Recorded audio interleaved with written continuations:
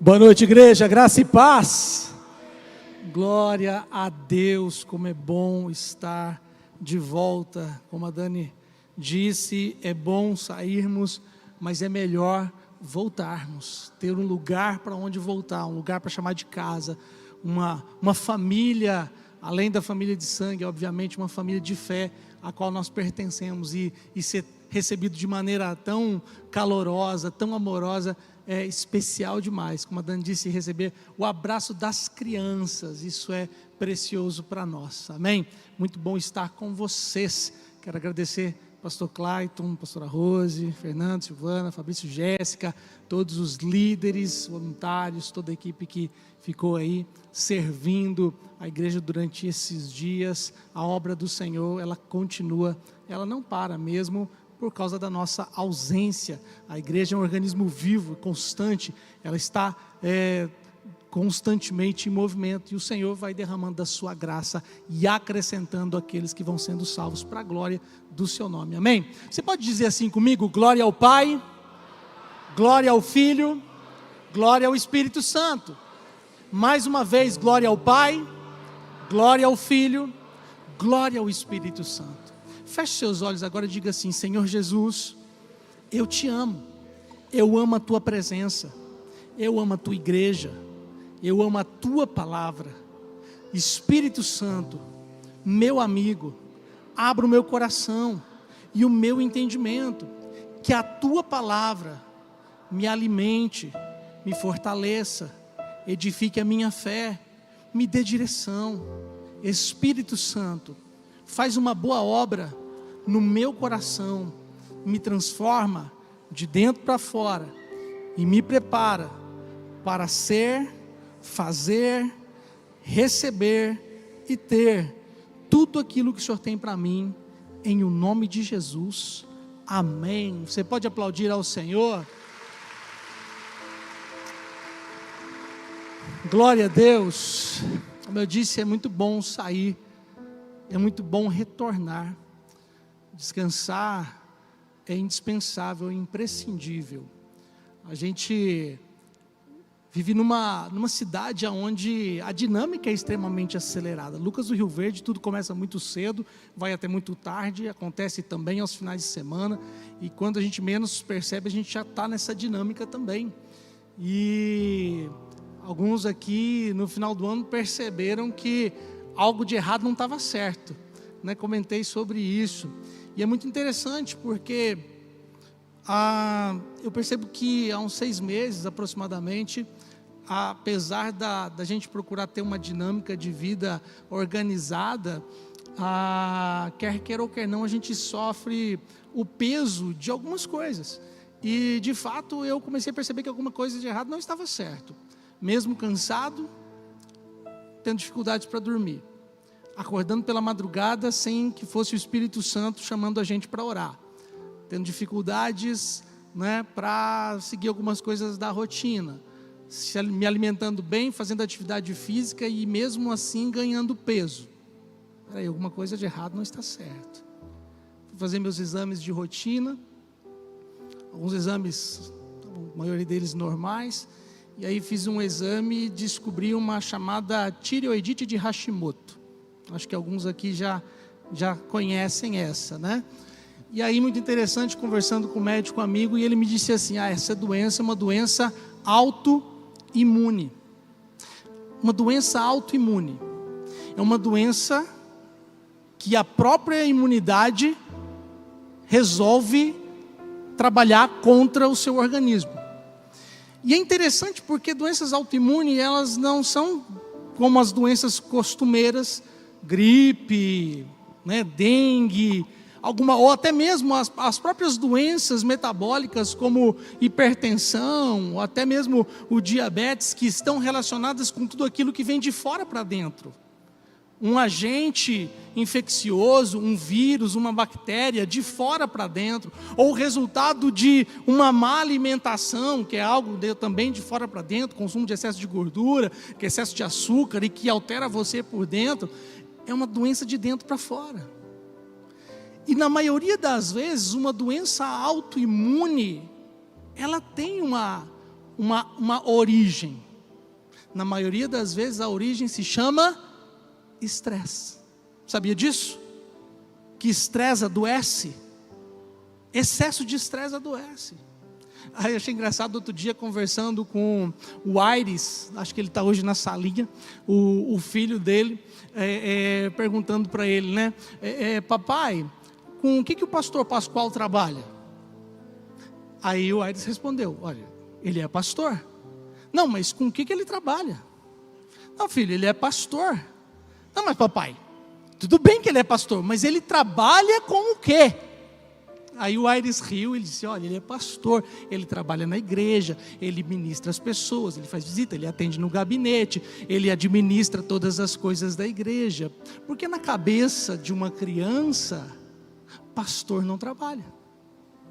Às vezes o pensamento de uma criança também é o pensamento de outras pessoas adultas, amém? Mas pastor trabalha, e trabalha um bocado, gente. E trabalha bastante. E sabe o que é interessante? É que às vezes, Deus, na sua infinita graça e misericórdia, Ele nos dá 3 porções de tempo: passado, presente e futuro. Isso é maravilhoso. Mas, muitas vezes a gente vive remoendo os sofrimentos do passado. A gente passa o nosso presente com excessos de estresse. E a gente vive o futuro com ansiedade. Quantos se identificam com isso? Sofre pelo passado, se estressa com o presente e vive ansioso pelo futuro. E aí, momentos como esse, parar é importante. Descansar é indispensável. Descansar é indispensável. A gente vem de uma cultura cristã em que às vezes parece que o descanso é pecado. Até mesmo para o pastor. Alguém já ouviu aquela célebre frase: pastor, como assim você vai descansar? O diabo não tira férias. Quem que já ouviu essa? O diabo não tira férias, pastor, o senhor vai sair de férias, o senhor vai sair descansar, pastor. A gente vem dessa cultura, que é uma cultura equivocada, não a respeito do diabo, porque o diabo já tem um destino final decretado, diga amém por isso. Ele já tem um destino final decretado. Tudo que o diabo atua na nossa vida, no cotidiano, não está sendo desapercebido por Deus. Pelo contrário, está sendo apenas permitido e tolerado por Deus, para que no momento oportuno Deus entre com mão forte e resolva tudo de uma vez. Diga amém por isso. Não somos nós que resolvemos as questões completas em relação ao diabo, mas é Deus.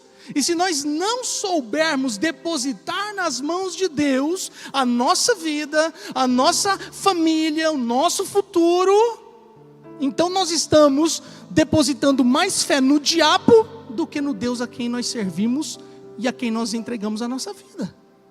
Por isso o apóstolo Paulo escreve dizendo: eu bem sei em quem tenho crido, e também sei que é poderoso para guardar o meu depósito até o último dia. Paulo crê no Senhor, confia em Deus. Além do mais, o descanso, ele é divino. Ele é divino, porque Deus descansou e convidou o homem para descansar. Eu sempre digo isso nas aulas do Identidade Batista, e falando sobre a questão do descanso, né, de que Deus criou todas as coisas, né, em 6 dias. Ele não precisou do homem para criar nada. Ele cria o homem no 6º dia. O homem não opinou e não atuou na obra da criação. Portanto, o homem não cansou. Mas mesmo assim, Deus convida o homem para no 7º dia descansar junto com ele. Isso é divino. Descanso é divino. Jesus descansava. Inclusive, em um determinado momento, a Bíblia diz que ele estava no barco junto com os discípulos, atravessando o mar da Galileia. Uma tempestade agitava o barco e Jesus estava dormindo, porque ele estava cansado e ele precisava descansar. Evangelho de Marcos, capítulo de número 6, a palavra de Deus diz que depois que Jesus dá autoridade aos apóstolos para que eles percorressem as regiões circunvizinhas, pregando o evangelho, expulsando os demônios e curando os enfermos, eles retornaram para relatar tudo aquilo que eles tinham feito e de como eles estavam trabalhando tanto que não tinham tempo sequer para comer. E Jesus diz para eles então: venham comigo para um lugar deserto e descansem um pouco. Eclesiastes capítulo 3, Salomão escreve dizendo que descobri também que para o homem comer, beber e desfrutar do seu trabalho é uma bênção de Deus. É indispensável pararmos e descansarmos. Eu fiz algo nessas férias que eu não costumava fazer nas outras: tentar me desligar quase que 100% desse coleguinha aqui, né, que hoje virou quase que uma extensão da nossa vida. A gente vive ao redor do nosso aparelho celular. Eu não sei para muitos, mas pelo menos para mim, o telefone celular, ele é uma ferramenta de trabalho. Eu uso ele para trabalhar e uso muito. Até porque hoje eu optei, por manter todas as minhas coisas conectadas, porque no ano passado eu voltei de viagem e o meu notebook simplesmente decidiu apagar, morreu. E a minha vida inteira estava lá dentro. Documentos, mensagens, livros, tudo, documentos da igreja, estava tudo no computador. Glória a Deus pela vida do Tércio, dono lá da Help Informática, que é membro aqui da nossa igreja, está ali na transmissão, hoje cuidando do que está sendo transmitido na internet, no YouTube, que trabalhou muito e conseguiu recuperar os arquivos, para que não perdesse tudo. Tinha anos de trabalho dentro do computador, e hoje então está tudo na nuvem, então você fica conectado aonde você quiser, todos os seus documentos estão lá. O que faz da gente cada vez mais dependente desse amiguinho aqui. E eu tomei a decisão de, nessas férias, tentar me desconectar ao máximo dele. Ao máximo. Uma mensagem, algo que eu precisava ver, mas me desconectar totalmente. Por quê? Porque o corpo não estava cansado. A mente estava cansada. Porque não é só o corpo que cansa. A nossa mente também se cansa. Eu não sei quantos vocês já perceberam, mas eu estou pregando nessa noite, diga amém. Pastor, mas o senhor nem leu a Bíblia ainda. Então abra a sua Bíblia na terceira carta de João, capítulo de número 1, verso de número 1 e verso de número 2. Terceira carta de João, capítulo de número 1, verso de número 1 e verso de número 2.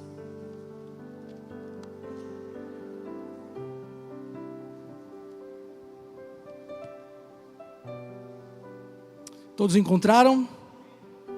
A palavra de Deus diz assim: o presbítero ao amado Gaio, a quem eu amo na verdade. Amado, peço a Deus que tudo corra bem com você e que esteja com boa saúde, assim como vai bem a sua alma.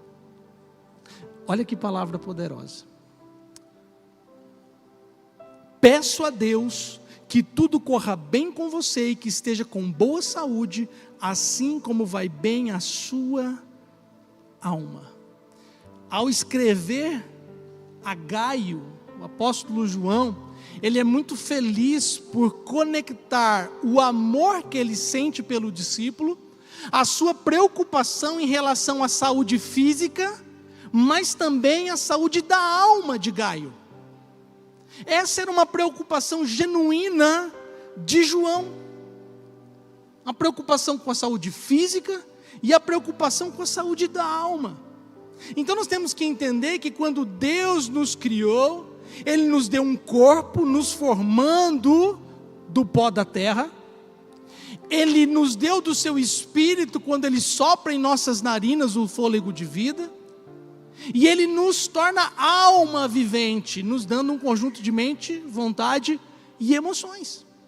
E como bons mordomos que precisamos ser de tudo aquilo que Deus nos confia, precisamos cuidar bem da primeira coisa que nos deu: do nosso corpo, do nosso espírito e da nossa alma.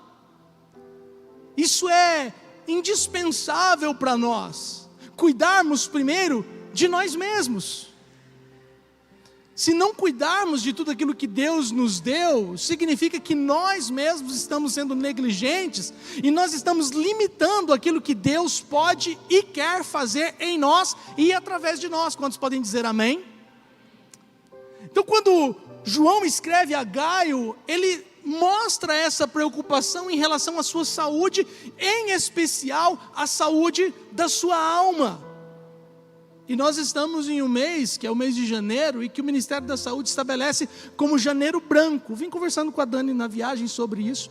Janeiro branco, que é o quê? O cuidado com a saúde mental. Janeiro branco é o cuidado com a saúde mental. Por quê? Porque a nossa mente, ela adoece tanto quanto o nosso corpo, e adoece tanto quanto o nosso espírito. Você sabia que o espírito adoece? Diga amém. O espírito adoece, basta você não cuidar bem dele, não se alimentar da palavra, não orar, não ter disciplinas espirituais, não ter comunhão com Deus, com o Espírito Santo, com a igreja, o espírito adoece. Se você não cuidar bem do corpo, o corpo adoece. Se alimente mal, não faça atividade física, viva uma vida sedentária, adoecemos no corpo. E na alma, nós também adoecemos. Na mente, nós também adoecemos. Por isso, a importância do cuidado. Janeiro Branco fala sobre sensibilizar a população para a importância do bem-estar psicológico, alertar para a importância da prevenção de doenças decorrentes do estresse, como ansiedade, depressão e pânico, e estimular a busca por cuidados especializados quando necessários. A nossa alma adoece. E às vezes, quando a gente começa a perceber que nós não estamos bem, às vezes isso já está avançado. Deixa eu dar uma palavra para os homens. Homens, me ouçam com amor, digam amém. O homem tem ainda mais dificuldade de aceitar que alguma coisa em si não está legal. O homem tem dificuldade de procurar assistência médica, procurar assistência odontológica, tem dificuldade de cuidar não só do seu corpo, da sua saúde física, mas principalmente da sua saúde emocional. Nós também somos originados de uma cultura em que homem que é homem, leva tudo no peito. Não funciona assim. Nós temos que nos cuidar. Homens sofrem tanto quanto qualquer pessoa. A grande diferença é que as mulheres têm uma facilidade maior de lidar com essas coisas. Elas procuram assistência, elas procuram os médicos, elas fazem o preventivo. Elas têm uma facilidade, o homem não. E a gente precisa quebrar esse paradigma. Tem uma coisa interessante para os homens. O homem, ele não quer mostrar fragilidade e ele não quer mostrar vulnerabilidade.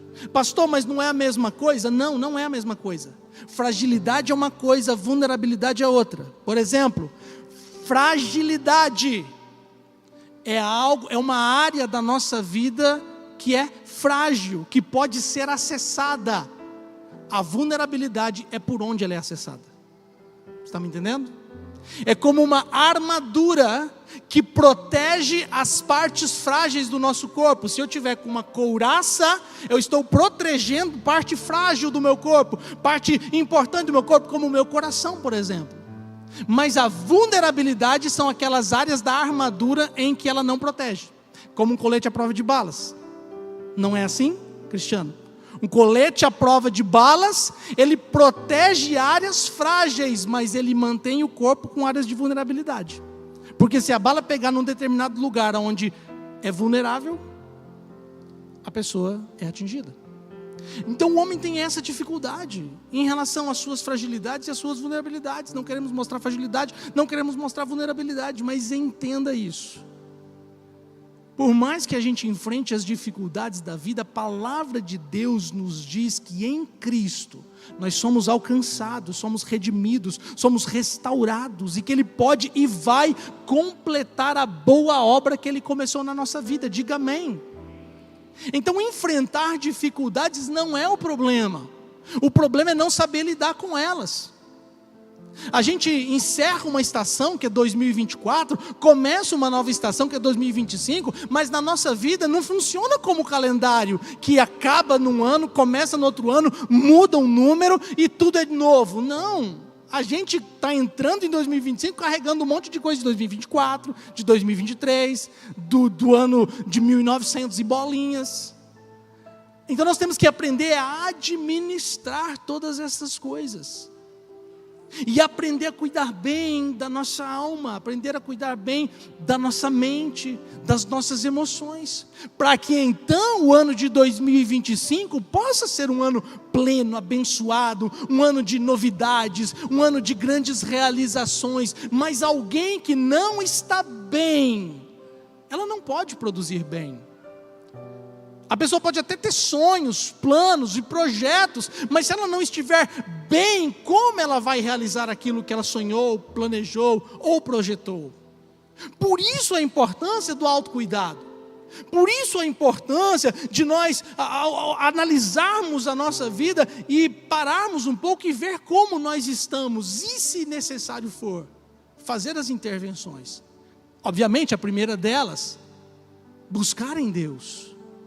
E depois fazer tudo que for o necessário, procurar assistência. Nossa alma, ela está sujeita a sofrer influência externa que produz estado interno, e nós somos influenciados por muita coisa, como por exemplo, pelos pensamentos que nós temos, pelas palavras e pelas conversas que nós temos, pelos ambientes que nos cercam, as pessoas com quem nós nos relacionamos. Todas estas coisas são capazes de nos influenciar. Agora, existem influências que são positivas. Então, estarmos num ambiente como esse, que é um ambiente de espiritualidade, é um ambiente de comunhão, é um ambiente de adoração, é um ambiente de ensino, é um ambiente onde a presença de Deus é manifesta, a ação do Espírito Santo é real e palpável. Um ambiente desse, com pessoas como essa, com palavras como essa, é um ambiente que nos influencia positivamente. Diga amém.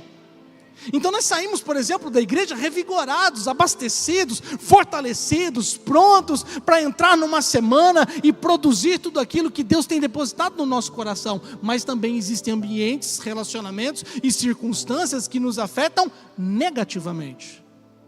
E quando somos afetados negativamente, o que nós fazemos? E quando nós começamos a ser afetados negativamente de uma maneira constante, e isso começa a produzir efeitos na nossa vida, em especial na nossa alma, na nossa mente, nas nossas emoções. Uma das maneiras como nós lidamos com as questões negativas dos nossos pensamentos, dos nossos sentimentos, é conversar sobre eles, é falar sobre eles. Nós precisamos aprender a evitar guardar tudo dentro de nós, como uma panela de pressão, fechada, lacrada, no fogo, em que com o passar do tempo ela vai borbulhando, e ela vai fervendo por dentro, e ela vai entrando em ebulição, e ela tem uma válvula de segurança que de vez em quando ela vai chiando. Mas se a válvula estragar, a panela explode. Quem já teve a experiência de uma panela de pressão explodindo na sua casa? É terrível. Outro dia lá em casa, a válvula de segurança deu um probleminha, ela saltou e aí a pressão toda saiu da panela. Graças a Deus ela não explodiu. Mas às vezes nós estamos lidando com as situações da nossa vida dessa maneira, como uma panela de pressão, ebulindo por dentro, sem a válvula de segurança por onde a pressão pode sair. E quando está tarde demais, a gente acaba explodindo. E quando a gente explode, o problema não é só nosso, o problema é daqueles que estão ao nosso redor. Normalmente, quando nós não administramos as pressões internas e nós explodimos, nós afetamos aqueles que estão ao nosso redor. Quantos estão me entendendo? Digam amém. Então qual é uma das maneiras com a qual a gente lida com essas pressões? falando sobre elas, conversando, abrindo o coração. E a primeira forma que nós podemos fazer isso é aprender a falar com a gente mesmo. Até ministrei sobre isso há algum tempo atrás. Nós temos que aprender a falar com a gente mesmo, porque nós somos muito habilidosos para olhar para fora, para observar, analisar e desenvolver as nossas percepções acerca do que acontece ao nosso redor, mas nós olhamos pouco para nós mesmos. Nós olhamos pouco para dentro de nós não somos bons para olhar para a nossa própria vida e perceber de forma ativa, sincera e avaliativa os pensamentos, os sentimentos que nós temos durante o dia, e às vezes quando nós já percebemos, já fomos profundamente afetados pelas nossas emoções. Por isso o apóstolo Paulo, na primeira carta aos Coríntios, capítulo de número 11, falando sobre a ceia do Senhor, ele diz: analise, pois, o homem a si mesmo. Analise o homem a si mesmo, olha para dentro de si, avalie a sua vida, perceba como você está. O salmista é um exemplo de alguém que teve a ousadia de olhar para dentro e ter um diálogo consigo mesmo. Salmo 42, 43, diante de tudo que ele estava vivendo, o salmista diz assim: por que está assim tão triste a minha alma? Por que está assim tão perturbada dentro de mim? Ele pergunta para si mesmo quais são as razões da sua angústia, quais são as razões das suas preocupações, quais são as razões das suas perturbações. Nós precisamos aprender a desenvolver a habilidade de conversar com a nossa alma, a fim de perceber os nossos pensamentos, os nossos sentimentos e as nossas emoções. Um escritor norte-americano chamado Julian Green, ele escreveu certa vez: nem sequer o melhor explorador do mundo faz viagens tão amplas como o homem que desce às profundezas do seu coração. Olha que profundo isso. Nenhum homem fez uma viagem ou uma exploração tão ampla como aquele que desce às profundezas do seu coração. Ter diálogos internos nos ajuda a perceber o momento que nós estamos vivendo, além de nos ajudar a tomar decisões. Quando nós paramos para perceber como nós estamos e nos autoavaliamos, isso nos ajuda a perceber e até mesmo tomar decisões, e tomar decisões assertivas, porque não é só tomar decisões, mas é tomar a decisão certa. Quantos estão me entendendo? Digam amém. A Bíblia diz no Evangelho de Lucas, capítulo número 15, que o filho pródigo pegou a sua parte da herança, partiu para uma terra muito distante e gastou todas as suas posses de maneira desordenada e irresponsável. A Bíblia diz que, perdendo tudo que ele tinha e sendo abandonado por todos, ele foi se empregar com alguém para dar comida aos porcos.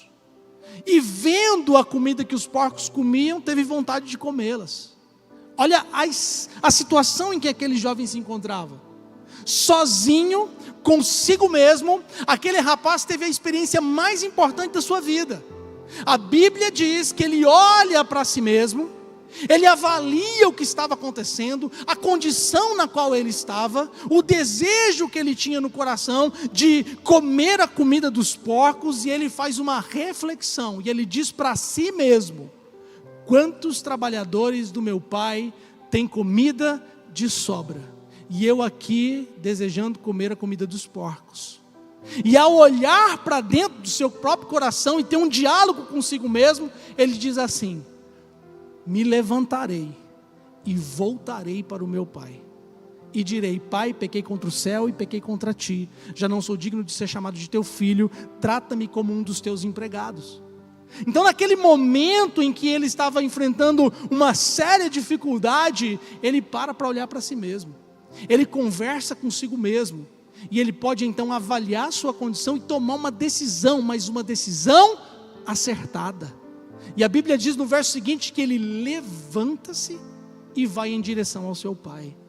E ao chegar em casa, você conhece a história, ele é recebido de braços abertos, recebe um beijo, roupas novas, um anel em seu dedo, uma sandália nos seus pés, e uma grande festa em celebração, porque o filho que estava perdido foi encontrado, que estava morto foi achado.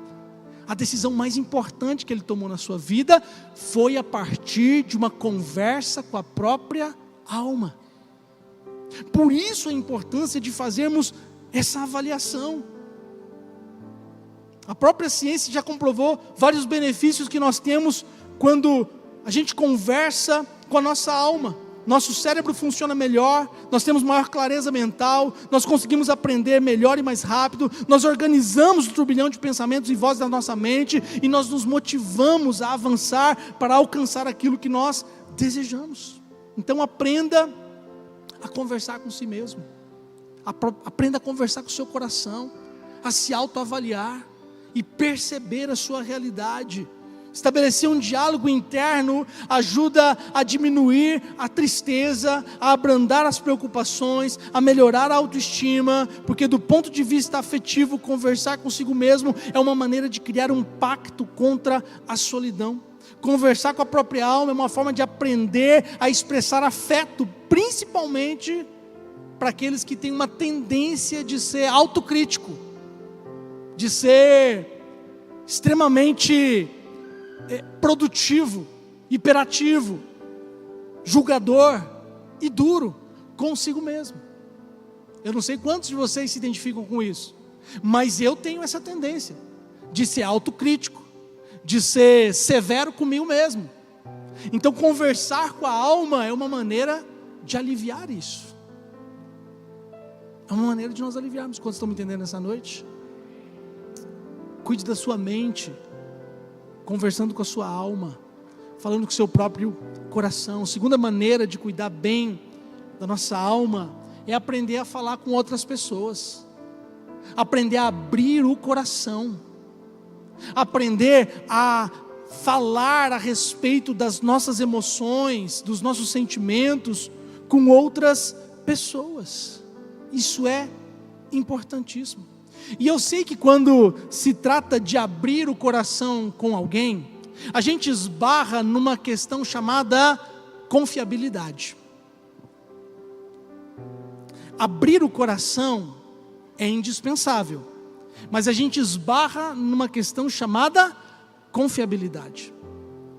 Você vai abrir o seu coração para alguém em quem você confia.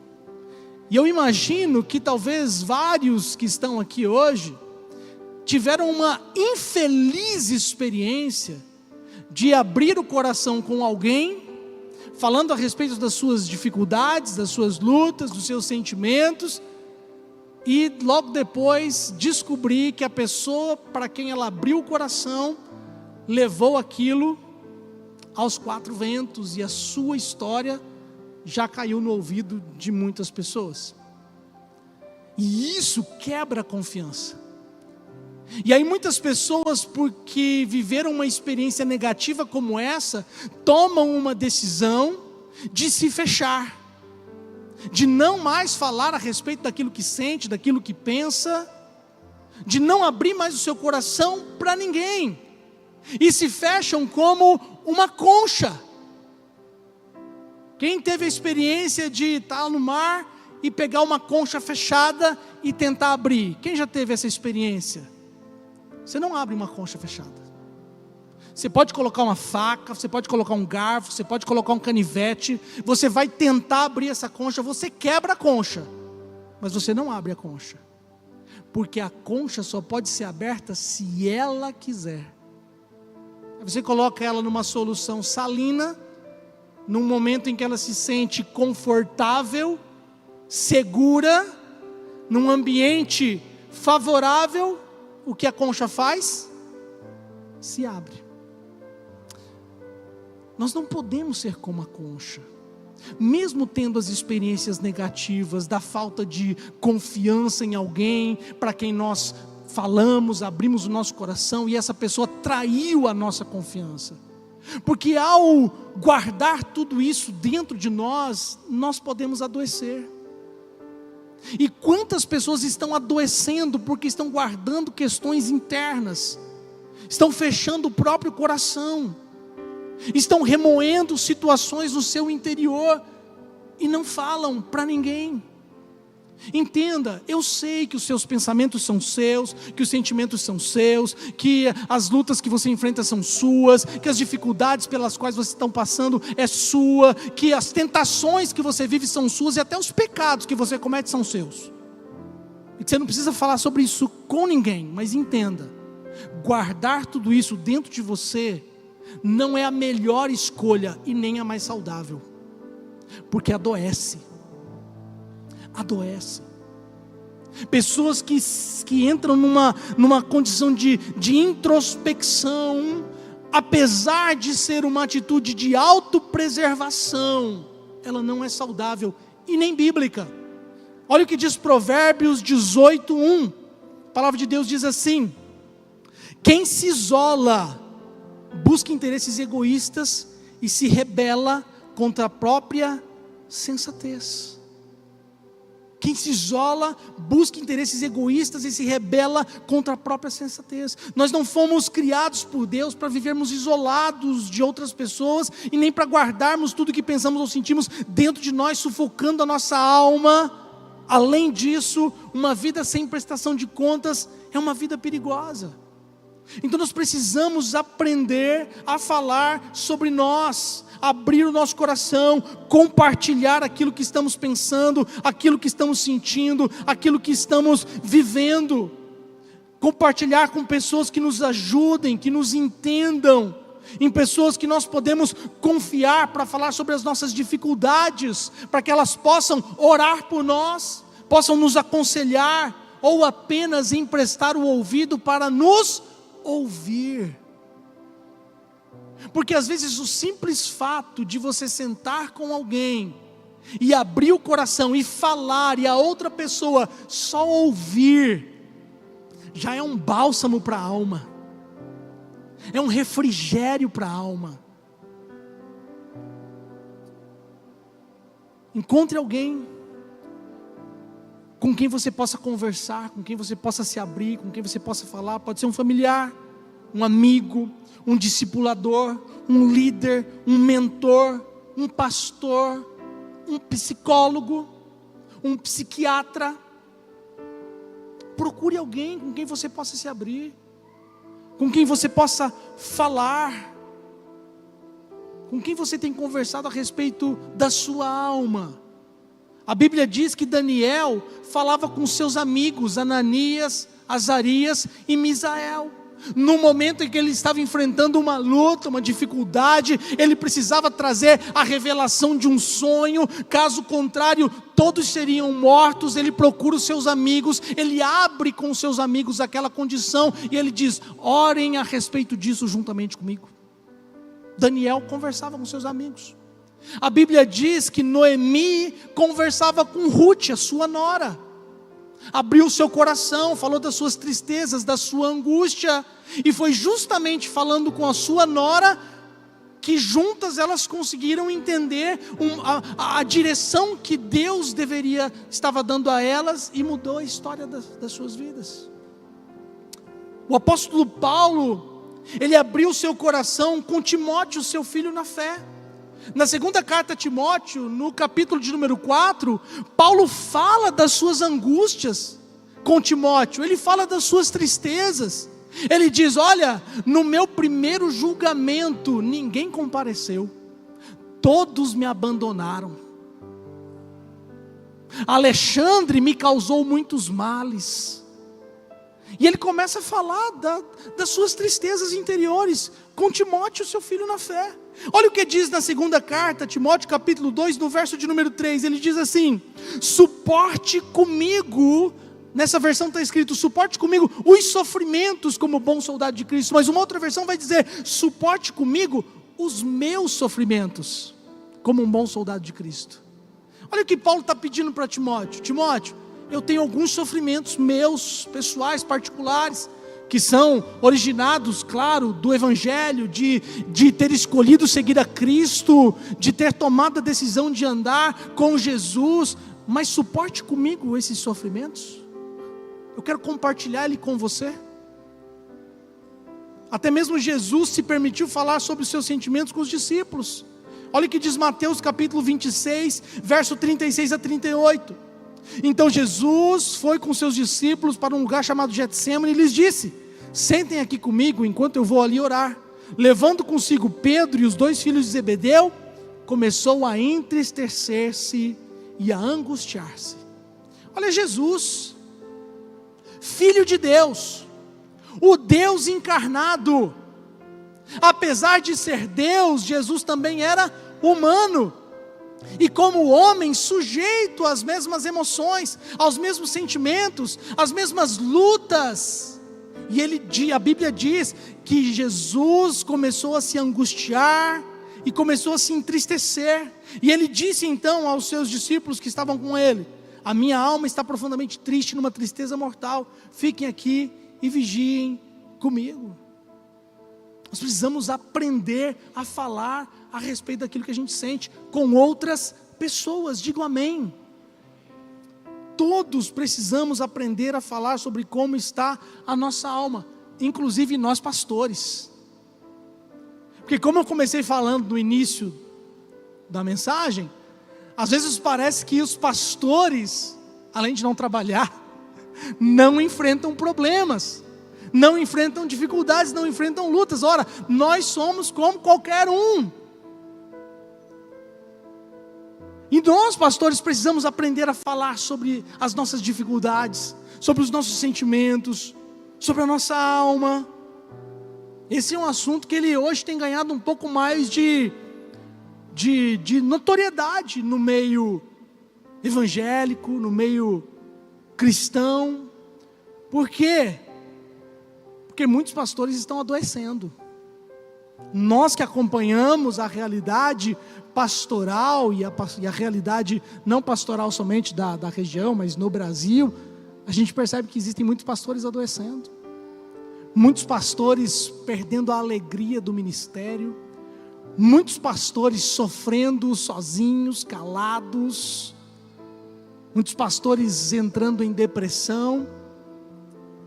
E por mais que isso fique de uma forma oculta, não são poucos os pastores que têm tirado a própria vida. Isso é muito triste. Tem uma pesquisa feita pelo Instituto Schaeffer que identificou que cerca de 70% dos pastores lutam constantemente contra a depressão. 71% se dizem esgotados, 80% acreditam que o ministério pastoral afetou negativamente as suas famílias, e 70% dizem que não tem um amigo próximo. Todo mundo está sujeito a essa realidade. Por isso é tão importante cuidar da alma. Nós que somos pastores atendemos diariamente inúmeras pessoas que nos procuram para conversar, para falar, para abrir o coração. E nós ouvimos, nós aconselhamos, nós instruímos, orientamos, oramos com essas pessoas, e pela graça e misericórdia de Deus, nós vemos muitas delas vencendo, avançando, sendo curadas, restauradas, a sua vida sendo transformadas. Mas nós mesmos, como pastores, se também não tivermos esse cuidado conosco, de procurar alguém para conversar, para abrir, para falar, para receber oração, nós estamos sujeitos a adoecer. Nós estamos sujeitos a enfrentar lutas silenciosas no nosso interior. Por isso a importância de um tempo de descanso, de um tempo de férias, de um tempo pastoral de mesa e de comunhão, de alguém com quem você possa conversar, falar, receber uma oração e se renovar emocionalmente. Isso é indispensável. Precisamos aprender a falar com os outros. Quando encontramos pessoas confiáveis com quem compartilhar a nossa alma, nós recebemos consolo, alívio e refrigério. Quantos podem dizer amém? Olha que texto maravilhoso esse da segunda carta aos Coríntios, capítulo 7, verso 4 ao verso 7. Paulo escreve a segunda carta aos Coríntios, e nesse trecho em específico, ele abre o coração. Ele fala por carta, abrindo o seu coração a respeito de como ele estava. E ele diz assim: tenho grande confiança em vocês. Faço uma pausa. Qual é a primeira coisa que Paulo está dizendo? Que ele tem o quê? Confiança. Significa que Paulo agora, ele se abre para falar a respeito de algumas questões, porque ele encontra confiança para com aqueles a quem ele vai escrever, a quem ele vai falar. Ele encontrou gente de confiança. Tenho grande confiança em vocês, e de vocês tenho muito orgulho. Sinto-me bastante encorajado. Olha que poderosa é essa revelação de Paulo. Ele encontra não somente pessoas, mas um ambiente favorável que o encoraja a seguir adiante naquilo que é necessário. E ele continua dizendo: sinto-me bastante encorajado, minha alegria transborda em todas as tribulações, pois quando chegamos a Macedônia, não tivemos nenhum descanso, mas fomos atribulados de todas as formas. Agora olha o que ele diz: conflitos externos, temores internos. Nessa versão, conflitos por fora, temores por dentro. Perceba que é assim a nossa vida. Nós não estamos somente enfrentando conflitos do lado de fora, nós também enfrentamos temores do lado de dentro. E ele diz: Deus, porém, que consola os abatidos, consolou-nos com a chegada de Tito. Mais uma vez, olha que bênção esse texto. O Deus que consola os abatidos, consolou como? Enviando uma pessoa, enviando alguém, Tito. Quando Tito chega, Tito é o alívio para Paulo. Tito é a pessoa com quem Paulo pôde se aliviar, falar. E não apenas com a vinda dele, mas também com a consolação que vocês lhe deram. Olha que bênção. É assim que funciona na relação da igreja, na vida em comunidade. Tito tem algo que recebeu deles, porque Tito, quando estava com eles, recebeu refrigério e consolo. Agora Tito chega a Paulo e libera sobre Paulo refrigério e consolo.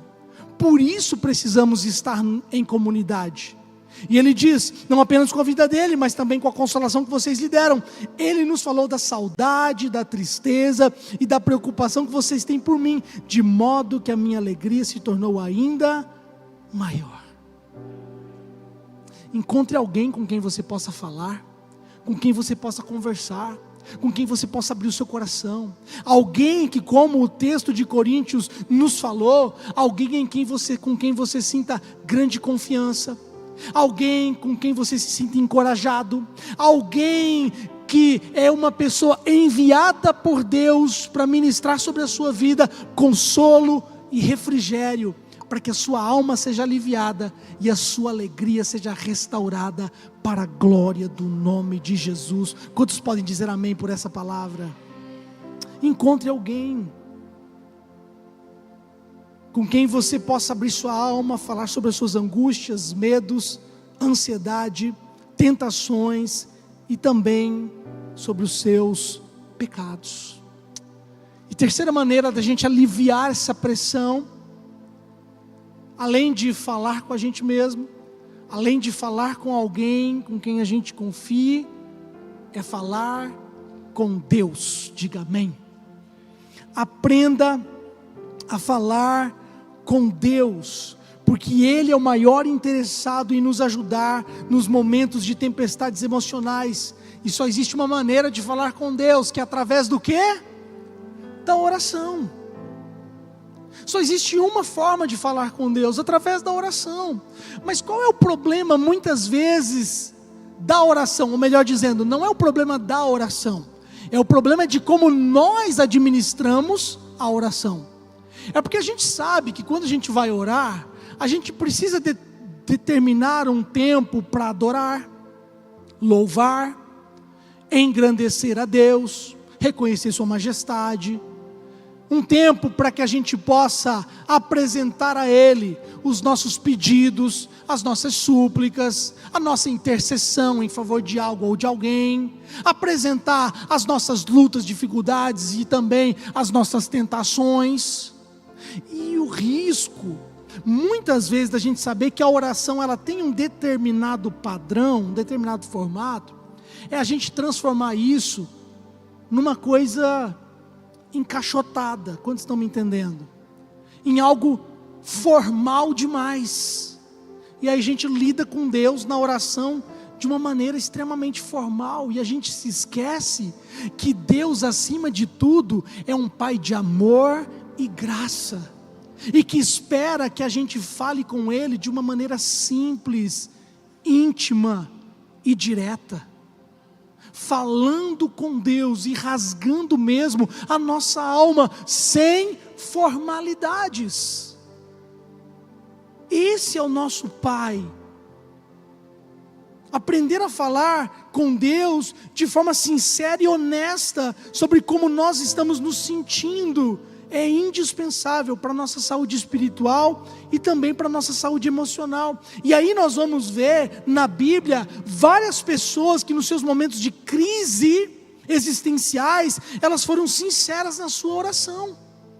Nós vemos, por exemplo, Ana, que por causa da sua esterilidade, que a deixava extremamente angustiada, e a perseguição que ela sofria por causa da sua rival Penina, que adoecia o seu coração, ela se prostra e ela ora diante de Deus de uma maneira tal que o profeta Eli acha que ela estava embriagada, mas na verdade ela estava rasgando a sua alma diante de Deus.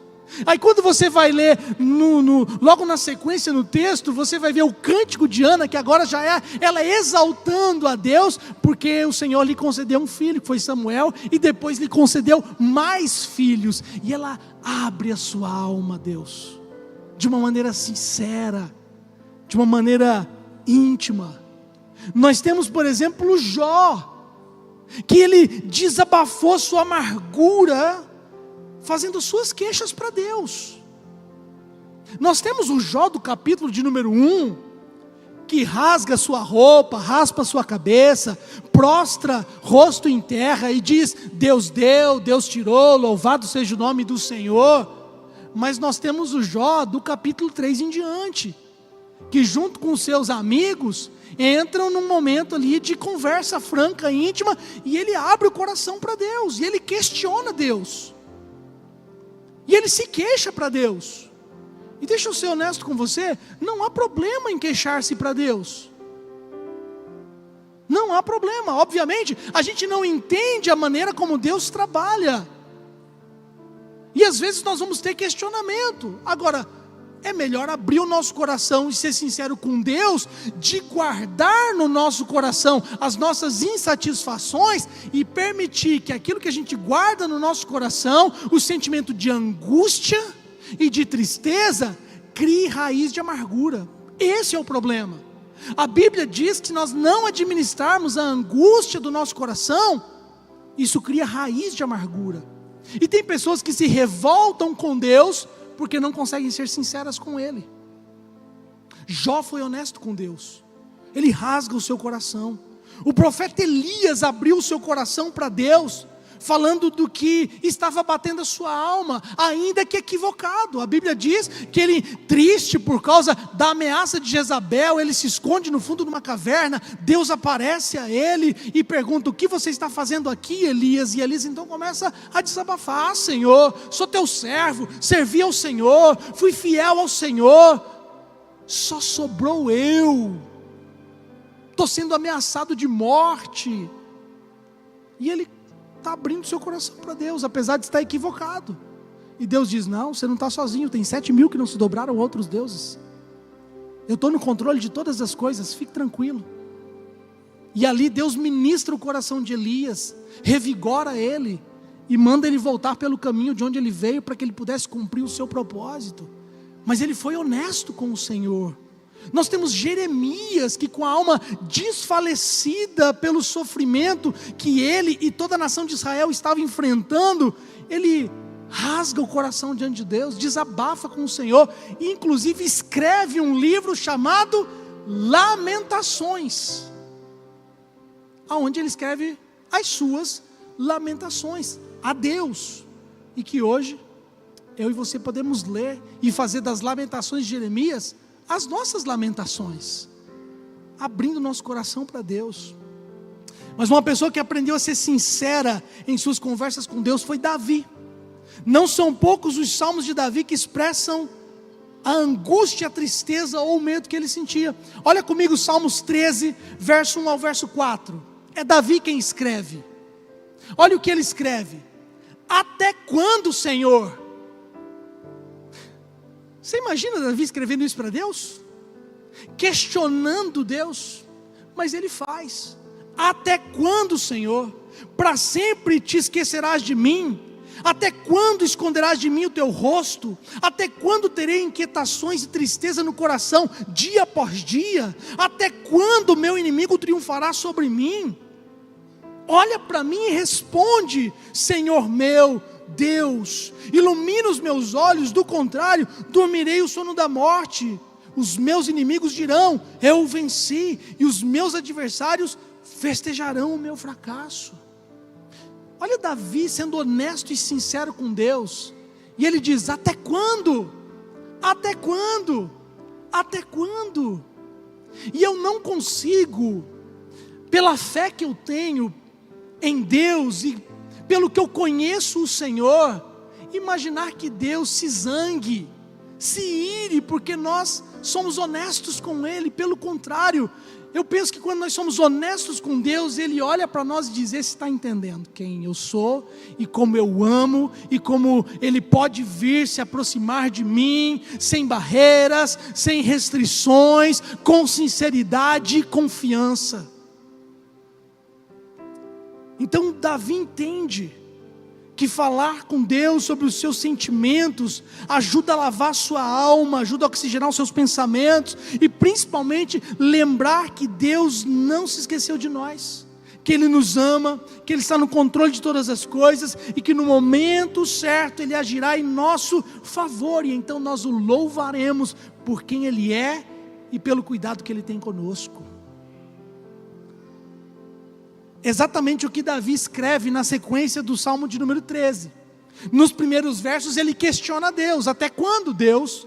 Até quando? Até quando? Agora no verso 5 e verso 6, depois que ele já lavou a sua alma, que ele já abriu seu coração para Deus, foi honesto e sincero com ele, ele escreve, eu porém confio no teu amor, e o meu coração exulta em tua salvação, eu quero cantar ao Senhor, pelo bem que me tem feito.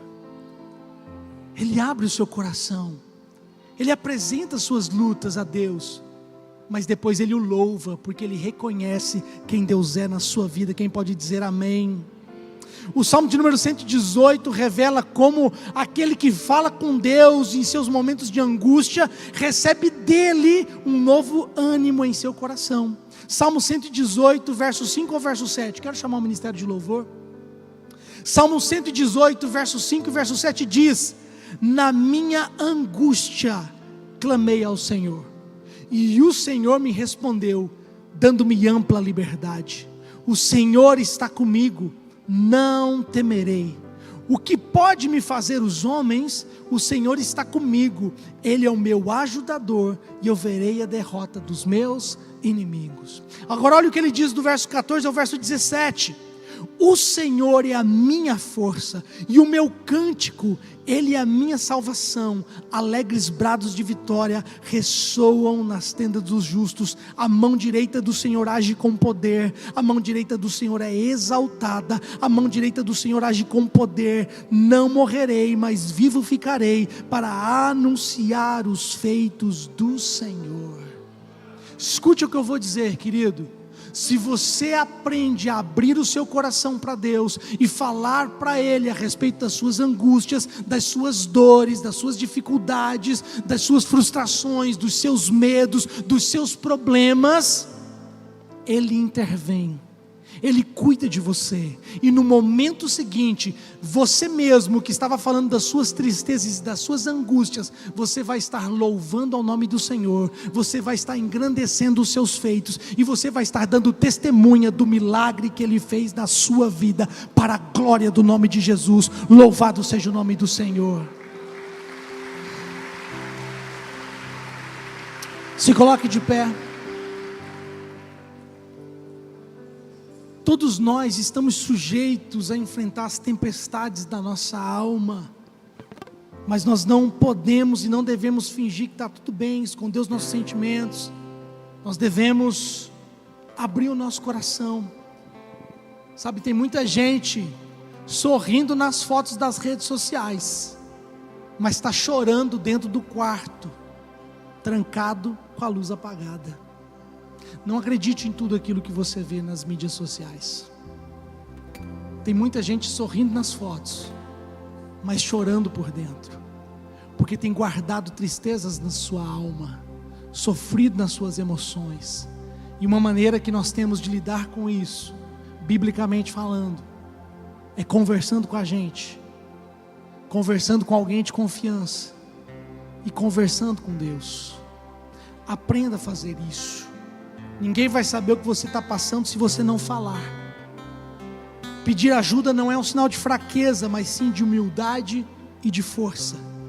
Você não está sozinho, Deus está contigo. A palavra de Deus diz no Evangelho de João, capítulo de número 10, verso 10, que o inimigo veio para roubar, matar e destruir, mas Cristo veio para dar vida e vida em abundância. Feche seus olhos, curva a sua cabeça. Pai, no nome de Jesus, nós queremos louvar o Teu nome nessa noite. Nós queremos Te exaltar e declarar, Pai, que nós Te amamos e que nós estamos aqui neste lugar para render toda glória ao Senhor, mas também estamos aqui para receber da Tua palavra no nosso coração. A Tua palavra, Pai, que vem não apenas para fortalecer a nossa fé, mas vem também para ministrar o nosso coração. E eu entendo, Pai, que essa palavra que o Senhor me entregou para ministrar a Tua igreja nessa noite, ela é importantíssima para muitos que estão aqui, enfrentando lutas na sua alma, entrando num novo ano, numa nova estação, mas carregando velhas bagagens, que têm sido pesadas sobre os seus ombros. Eu entendo, Pai, que o Senhor ministra essa palavra, porque existem pessoas aqui, sofrendo novamente no presente as angústias do passado, aprisionando a sua alma, a sua mente, as suas emoções. Pessoas que estão vivendo com excesso de estresse do presente, e excesso de preocupação com relação ao futuro. Mas nessa noite nós estamos aqui, Pai, para lançar sobre Ti toda a nossa ansiedade, porque o Senhor está cuidando de nós. Como foi ministrado no momento dos dízimos e das ofertas, não andando ansiosos por coisa alguma, mas em tudo apresentando a Ti, em oração, súplica e ação de graças, os nossos pedidos. E então a paz de Deus, que excede todo entendimento, guardará o nosso coração e a nossa mente em Cristo Jesus. Nós estamos aqui, Pai, para sermos revigorados e para recebermos consolo e refrigério da parte do Senhor, de forma sobrenatural, mas também de forma natural, mediante as pessoas que o Senhor coloca ao nosso lado, pessoas em quem nós podemos confiar, que irão nos encorajar e criarão um ambiente de segurança, onde nós podemos abrir o nosso coração e falar sobre os nossos desafios, e então sermos ministrados, sermos encorajados, sermos curados. Que o Senhor nessa noite, Pai, derrame um bálsamo sobre nós, cura e restauração sobre a nossa alma. Que possamos, Deus, lançar sobre Cristo e trocar com Ele o nosso fardo, porque o dele é leve e o seu jugo é suave. E que assim, encontrando descanso não apenas para o corpo, também possamos encontrar descanso para a nossa alma, e que então tudo nos vá bem, seja na nossa saúde física, espiritual e emocional, em o nome de Jesus. E a igreja diz amém e aplauda o nome do Senhor.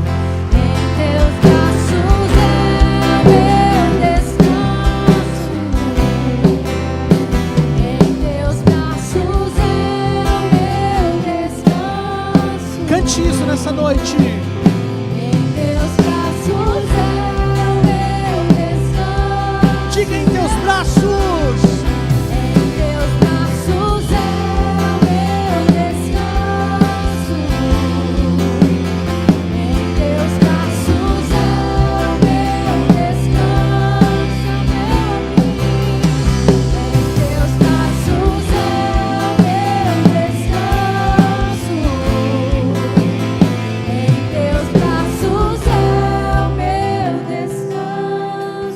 Coloque a mão sobre o seu coração, feche seus olhos e declare assim: Senhor Jesus, nesta noite eu te peço, me ajude para encontrar saúde física, espiritual e emocional para viver em 2025 tudo aquilo que o Senhor tem para a minha vida.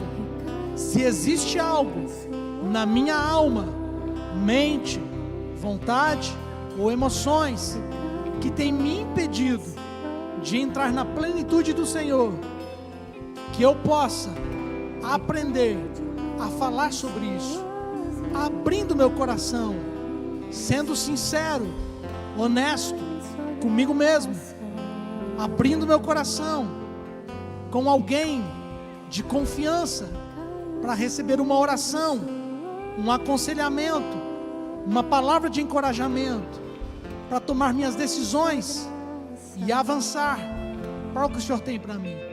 Me ajude nas orações a ser sincero, honesto e simples com o Senhor, porque eu creio que o Senhor é um Pai de amor e graça, que me quer bem e que eu posso entrar na Tua presença com confiança e acessar o trono da graça, encontrando ajuda e graça nos momentos de necessidade. Que tudo vá bem na minha vida, na minha saúde e na minha alma, no nome de Jesus. Amém e amém. Aplauda o nome do Senhor.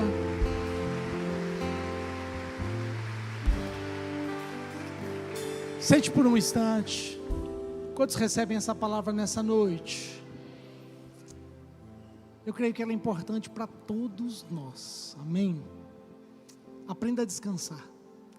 Aprenda a aliviar a sua alma e encontrar descanso no Senhor, para viver tudo que Ele tem para a sua vida. Mas algo importante que todos precisamos fazer nesse ano de 2025 é tomar decisões. E a decisão mais importante, além de falar com Deus, é entregar a nossa vida nas suas mãos. Como eu disse no início do culto, o apóstolo Paulo, ele escreve dizendo a respeito de quem ele tem crido, e sabe que ele é poderoso para guardar o seu depósito até aquele dia. Quando Paulo fala desse depósito, ele não está falando de um depósito financeiro, um depósito monetário. Ele está falando a respeito do depósito daquilo que é mais valioso para todos nós, que é a nossa vida. Jesus diz assim: do que adianta o homem ganhar o mundo inteiro e perder a sua alma, perder a sua vida? A nossa vida é o que nós temos de mais precioso, e para que ela esteja guardada, ela precisa estar depositada nas mãos do Senhor Jesus. E a maneira pela qual nós fazemos isso é reconhecendo Jesus Cristo como Filho de Deus, o confessando como nosso único e suficiente Salvador e Senhor. E então nós podemos ser perdoados dos nossos pecados e salvos para a eternidade. Talvez você chegou aqui nessa noite e nunca entregou a sua vida a Jesus. Hoje é a noite da sua decisão. A decisão mais importante que um homem ou uma mulher pode tomar na sua vida. Não é a decisão do curso que você vai fazer na faculdade, não é a decisão do negócio que você vai empreender em 2025, não é a decisão do emprego que você vai ter, do que você vai comprar, é a decisão do destino final da sua vida, céu ou inferno. E a palavra de Deus diz que o que determina isso é uma decisão que nós tomamos no presente. Há alguém nessa noite que nunca entregou a sua vida a Jesus Cristo, mas entende que é necessário, e hoje quer recebê-lo no seu coração, como seu único e suficiente Salvador e Senhor, ser perdoado dos seus pecados, e receber a vida eterna? Dê um sinal com a sua mão, eu quero orar por você. Alguém nessa noite quer entregar a sua vida a Jesus, e começar a mudar a sua história para o ano de 2025? Dê um sinal com a sua mão, eu quero orar por você. Há alguém nessa noite para entregar a vida a Jesus? Pastor, eu quero começar um ano novo, um ano diferente. Esse ano vai ser com Cristo. Entregue sua vida a Ele. Há alguém nessa noite? Alguém que já entregou a vida a Jesus Cristo, já andou nos seus caminhos, mas as lutas, as decepções, as frustrações da vida, de repente as frustrações com a igreja, as frustrações com Deus, te afastaram dos caminhos do Senhor.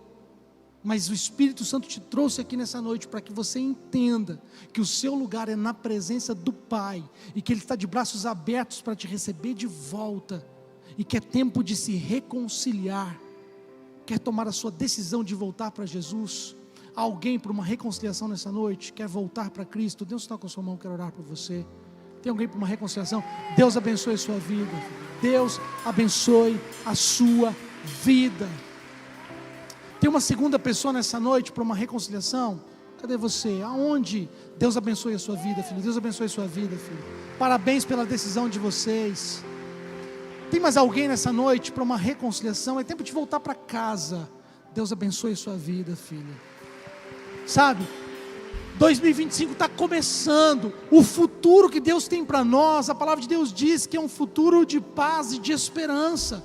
Mas a decisão quem tem que tomar somos nós. É um passo de fé. Talvez você não esteja entendendo, talvez o seu coração está em dúvida, talvez você está aqui querendo levantar sua mão, mas você está preocupado com o que as outras pessoas vão dizer, com o que os outros vão pensar. Ei, escute o que eu vou te dizer. Esse momento não é dos outros, esse momento Deus reservou para você. É um momento seu com Deus. Ele te ama e Ele quer mudar a sua história. O que Ele está esperando é que você dê um passo de fé na direção dEle. Seja honesto e sincero com Deus. Há mais alguém nessa noite para uma reconciliação? Deus está chamando você. Deus abençoe a sua vida, filho. Deus abençoe a sua vida. Eu quero convidar você que levantou suas mãos, sai do seu lugar, vem aqui à frente, não para te constranger, para nos alegrarmos com você e para celebrarmos ao Senhor pela vida dos filhos que estão voltando para casa. Louvado seja o nome do Senhor. Aplauda Jesus nessa noite.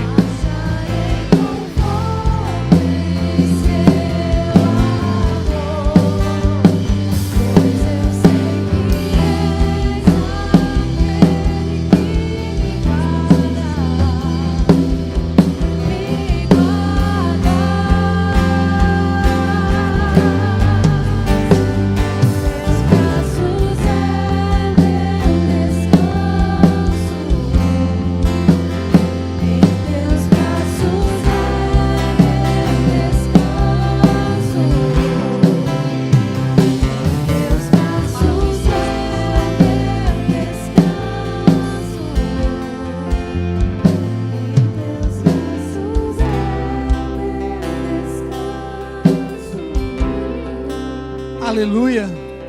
Coloque a mão sobre o seu coração. Coloque a mão sobre o seu coração. Eu vou fazer uma oração e eu gostaria que a igreja toda orasse, para nós não orarmos só. E você vai repetir comigo essa oração. Diga assim: Senhor Jesus, eu reconheço que eu preciso de Ti.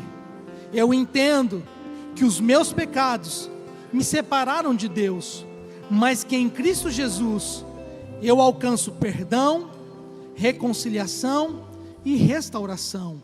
Por isso hoje eu reconheço Jesus Cristo como Filho de Deus, e que Ele morreu na cruz para perdão dos meus pecados e para a salvação da minha alma.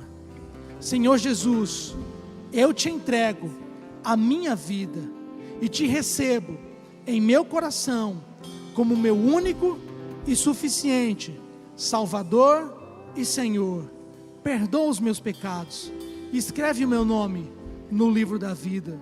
Que o Teu Espírito habite em meu coração e que a partir de hoje o Senhor escreva uma nova história para mim, para a glória do Teu nome. Amém e amém. Pai, recebe os Teus filhos e as Tuas filhas nessa noite. Eles são preciosos para o Senhor e estão tomando a decisão de depositar nas tuas mãos aquilo que eles têm de mais precioso, a sua vida. Eu creio, Pai, que o Senhor guardará o seu depósito até o último dia, mas que ainda neste tempo o Senhor fará grandes coisas para abençoá-los, para prosperá-los e para dar a eles uma nova história, em o nome de Jesus. E toda a igreja diz amém. Aplauda ao Senhor, aleluia. Só mais uma gentileza. Nós gostaríamos que vocês acompanhassem aquele casal lindo que está ali do lado, com uma placa dizendo parabéns pela sua decisão, você é muito especial, que eles querem ter uma palavrinha com vocês antes do culto acabar. Acompanhe aquele casal ali, enquanto a igreja se coloca de pé aplaudindo ao nome de Jesus.